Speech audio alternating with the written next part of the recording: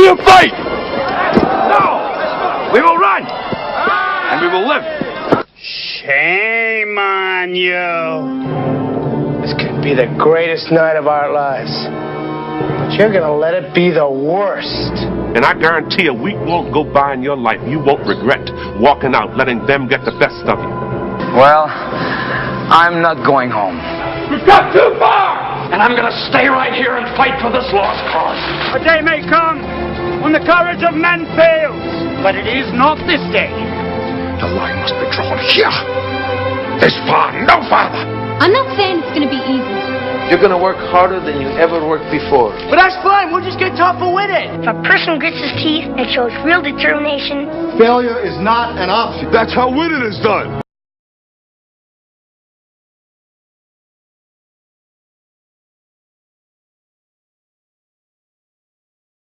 So motivation, moving others into action. That's the definition for me. That which moves me into action. Let's say there's a hot stove. I put my hand on the hot stove. It burns my fingers. Boom! I move it away. That's motivation.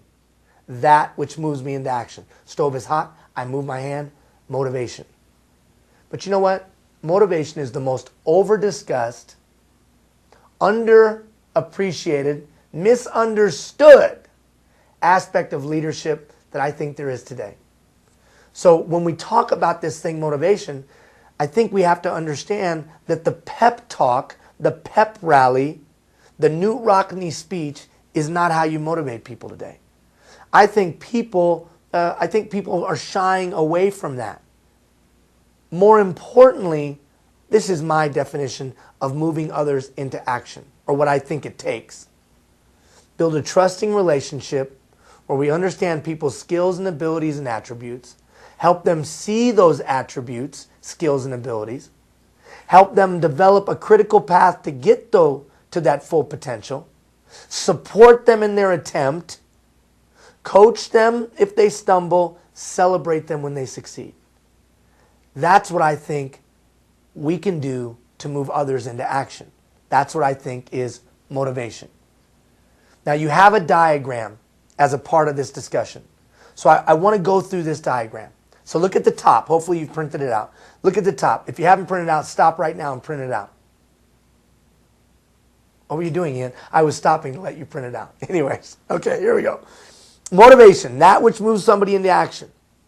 So what's the first step in being a great motivator today? Identifying somebody's hot button. Everybody has something that moves them into action. A great motivator understands that and looks for that in another person. So we've got to be a good doctor. We've got to make a good diagnosis. We've got to find out what moves somebody into action. Now, is it recognition? Is it advancement? Is it money? Is it something else? What moves you into action? So that's the first step of understanding, identifying the hot button, or an exercise to identify a hot button would be identify it in yourself. What moves you into action? What motivates you? Recognition, advancement, money, or something else? Well, Ian, how do I find that out in somebody? Well, look at the flow chart. I discover what motivates somebody else by having some chats. Now, what's a chat? A chat is an informational gathering technique where we listen more and talk less, and we ask a bunch of open-ended questions. And we just let people talk. We don't walk up to them and say, what moves you into action? We just get to know them through a series of chats where I might ask questions along the lines of, tell me what you've enjoyed in your past work. Tell me what you like to do on the weekends. Tell me what it is that fires you up or you're passionate about. Everybody has a hot button. We can use that chat approach to understand what it is. Once we find out what it is, then the key is pushing it. Pushing it. I sit down and figure out what it is moves you into action, then I'm going to come back to that hot button. Now, how am I going to come back to that hot button? Well, there's several methods of motivation. Ultimately, we want to grow someone to be self-motivated. Listen to what I just said. Ultimately, we want to grow somebody to be self-motivated. but we may have to use some external approaches to get them to be internally motivated, self-motivated to a greater degree than they were when we began.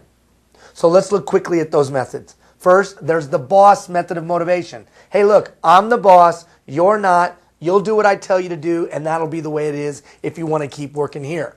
The boss method of motivation. We've all used it. Many might think it's extremely effective, but I would suggest to you in today's day and age, it's not so effective. People aren't impressed by the boss or the title anymore. But I do think there is a time and place for the boss method, because the fact of the matter is, I'm the boss. For good or bad, right or wrong, I'm in charge. There's some things that we need to get done, and here's how I've determined that we're going to do it. I would suggest to you that if you can put the whys behind that, you're better served. This is what we're going to do, and here's why I believe it's a good idea to do it this way. There is a place for the boss method. Second, the good old boy approach. Hey, buddy, can you help me out? Hey, pal, how you doing? Can you do this for me? Hey, good to see you, Joe. How you been? How them kids? Hey, all right. The good old boy approach. We've all used it, but it won't last. Because over a period of time, if I keep coming at you like that, you know I'm just going to ask you for something to do, or I'm going to ask you to do something for me. And at some point, every time you see me coming, you'll run the other way. The good old boy approach won't last.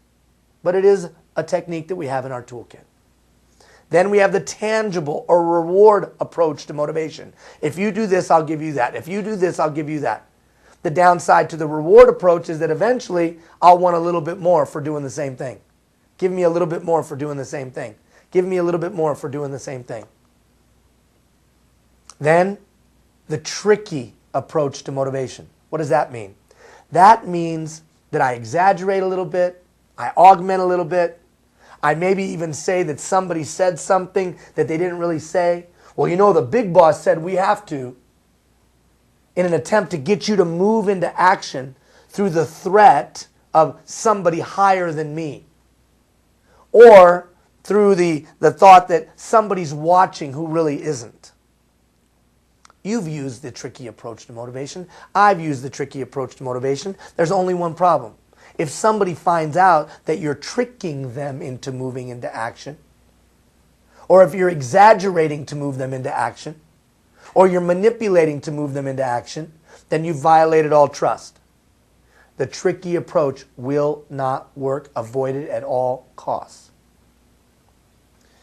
Each one of those approaches or methods, except for the tricky, can be used to move somebody into action. I move them into action. I know their hot button, and then I use one of those methods to move them into action. Here's what I need you to do. That's the way it is. I'm the boss. Let's get it done. Or, here's a reward. Or, good old boy, hey, do me a favor. But ultimately, we're moving people into self-motivation. Now, here's the real key to today's motivator. Today's motivator understands it's not about pep talks. Today's motivator understands it's about building trusting relationships. Look at the big green bar down there. You can be a great motivator when you remember, listen more, talk less. Gain understanding of a person's hot button.